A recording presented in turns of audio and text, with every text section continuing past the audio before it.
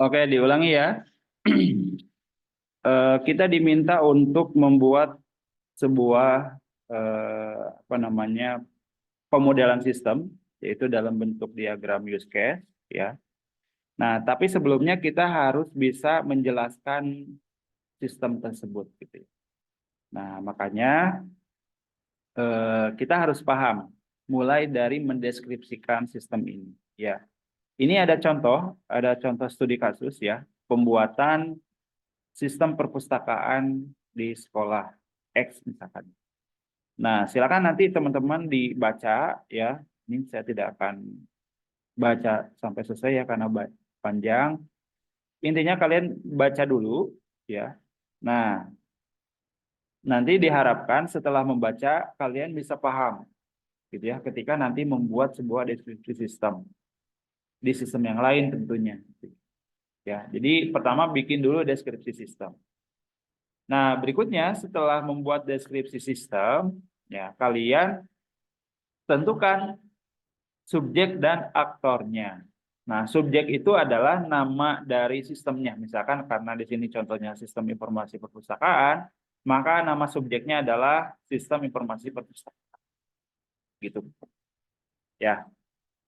Berikutnya, aktor. Aktor ini adalah yang terlibat dalam sistem tersebut. Ada berapa aktor yang terlibat dalam sistem perpustakaan? Ya, silakan kalau nanti kalian selesai baca pasti punya gambaran. Ada berapa? Ya, intinya aktor itu adalah orang atau bagian yang terlibat yang berinteraksi dengan sistem. Contohnya di sini ada pengunjung. Karena apa? Karena di sini ada nama pengunjung di deskripsi sistemnya. Kemudian ada anggota. Nah, anggota di sini adalah sama-sama pengunjung tapi yang terdaftar pada yang terdaftar gitu. Yang terdaftar menjadi member gitu. Ya, jadi anggota di sini sama-sama pengunjung, tetapi anggota ini yang terdaftar, yang tercatat. Berikutnya adalah operator. Nah, operator di sini yang terlibat dalam sistem. Kemudian yang terakhir adalah administrator. Ya. Nah, setelah kita membuat aktor, nah langkah berikutnya adalah tentukan kebutuhan fungsionalitas sistemnya. Ya. Nah, apa saja yang dituangkan dalam kebutuhan fungsionalitasnya? Nah, disarankan di sini dibuat dalam bentuk tabel. Ya, supaya apa? Supaya bisa jelas nanti cara membacanya. Contoh di sini pengunjung. Tadi aktornya ada pengunjung, ada anggota, operator dan administrator. Pengunjung apa yang dilakukan oleh pengunjung? Ya. Nah, dari deskripsi sistem yang tadi ya, yang di awal ternyata si pengunjung itu dapat mencari buku. Oh, si pengunjung teh bisa nyari buku.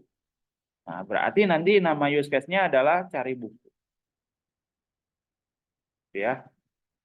Kemudian operator. Operator apa tugasnya? Operator dapat mencatat transaksi peminjaman.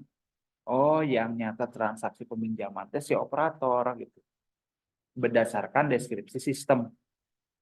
Nah, jadi buku yang dibawa oleh si pengunjung gitu ya, dibawa ke bagian operator untuk dicatat dalam transaksi peminjaman. Nama use case-nya apa? Nama use case-nya adalah catat transaksi pinjaman. Seperti itu. Ya. Berikutnya contoh lagi pengunjung. Nah, pengunjung juga dapat mendaftarkan diri menjadi anggota perpustakaan. Ya. Ini berdasarkan deskripsi sistem. Jadi si pengunjung dapat mendaftarkan diri menjadi anggota. Nah, nama use case-nya apa? Nama use case-nya adalah daftar menjadi anggota. Terus nanti ini dibaca ya. Silakan teman-teman ditelaah sampai akhir.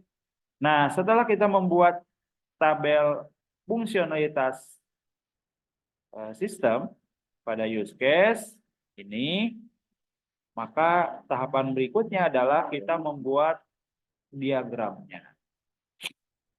Inilah diagramnya. Diagramnya Misalkan tadi anggota ngapain aja? Nah, anggota ternyata berdasarkan sistem, deskripsi sistem, dan tabel fungsionalitas sistem, ternyata anggota itu hanya bisa memesan buku. Itu. Ya, kalau pengunjung ngapain aja nih yang terlibat dalam sistem? Si pengunjung bisa mencari buku dan juga bisa mencari dan juga bisa menjadi daftar menjadi anggota. Ada dua. Nah, ini dari mana? Ada dua. Ada dua use case yang dieksekusi oleh pengunjung, kemudian ada satu use case yang dieksekusi oleh anggota. Nah, ini berdasarkan deskripsi sistem. Maka deskripsi sistemnya harus jelas gitu ya. Harus dinyatakan. Ya, jangan sampai ada yang terlewat tahapan-tahapannya. Ya, kalau ada yang terlewat berarti ini diagramnya tidak jelas gitu ya. Seperti itu ya. Jadi tugasnya teman-teman silakan baca. Pertama baca mulai dari deskripsi sistem, kemudian aktor dan subjek, kemudian tabel fungsionalitas, dan yang terakhir adalah diagram use case. Gitu ya.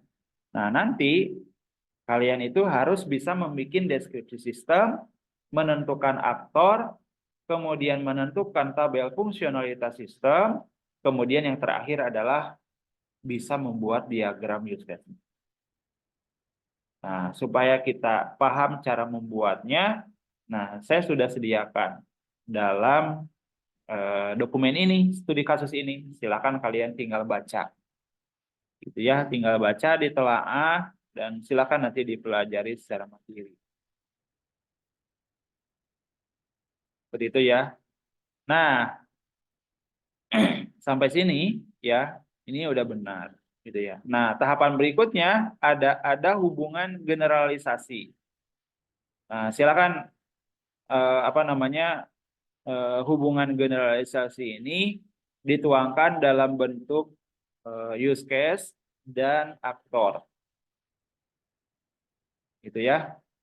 Nanti teman-teman silahkan setelah dibaca deskripsi sistem, kemudian menentukan aktor, kemudian menentukan tabel fungsionalitas, kemudian use case. Nah, baru tahapan berikutnya adalah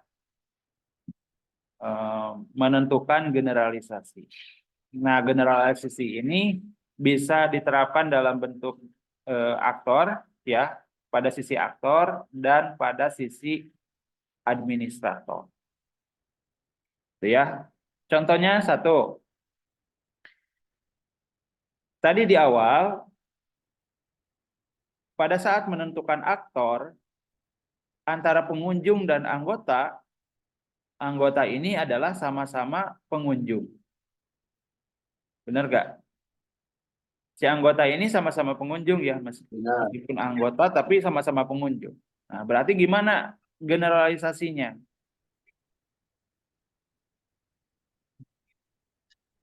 Nah, generalisasinya gimana? Nah, silakan nanti ditentukan. Nah, cara menentukan generalisasi aktor itu sudah saya bahas di pertemuan sebelumnya.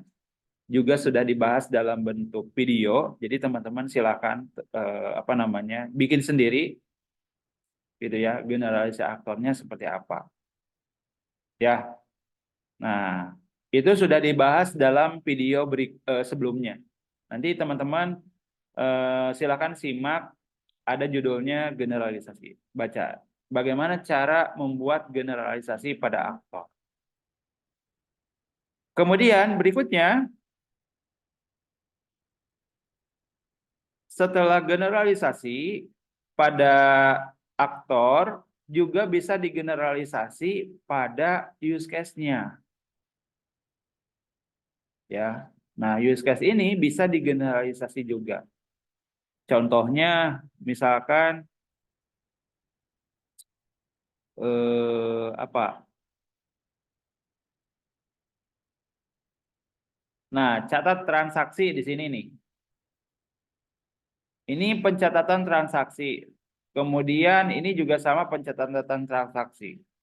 Nah, ada 3 nih pencatatan transaksi. Nah, ini bisa digeneralisasi.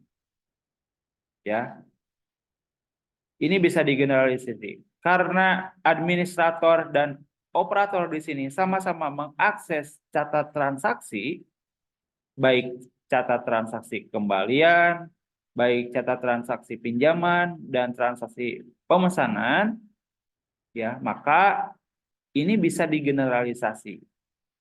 Kenapa? Karena baik administrator dan operator ini mencatat apa? Mencatat transaksi. Ya. Nah, silakan ini bisa digeneralisasi. Ini sudah saya bahas di pertemuan sebelumnya. Videonya juga sudah ada. Silakan nanti teman-teman bisa melihat lagi rekaman penjelasan dari generalisasi ini, ya, baik dari aktor dan dari use case-nya. Seperti itu. Ya. Jadi tugasnya, maaf, latihannya ya, latihannya sampai buat diagram ini, kemudian generalisasikan. Ya, generalisasi. Bikinnya di kertas saja. Nah, silakan digeneralisasi. Nah, bagi yang masih bingung atau belum paham, gitu ya, silakan bisa melihat lagi video sebelumnya yang sudah saya jelaskan di pertemuan sebelumnya. Seperti itu, ya. Silakan, sampai sini ada yang ditanyakan tidak? Silakan.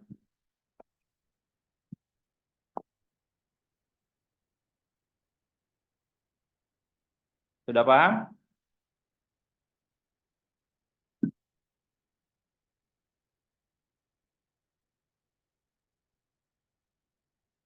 Silakan. Cukup atau perlu penjelasan lagi? Cukup, Pak. Oke. Cukup, Pak. Jadi latihannya di pertemuan kemarin itu sampai sini. Bagi yang belum hadir kemarin dan baru hadir hari ini, silakan. Ada latihan yang harus kalian kerjakan. Pertama, bikin deskripsi sistem. Nah, karena supaya punya gambaran, kalian tinggal baca dulu lah hari ini gitu ya. Nanti pertemuan berikutnya harus bikin deskripsi sistem sampai ke use case. Dan terakhir buat generalisasi, ya, generalisasi use case dan generalisasi pada aktor. Videonya sudah saya lampirkan di LMS. Ada materi generalisasi aktor dan use case. Itu saja ya, silakan nanti dikerjakan.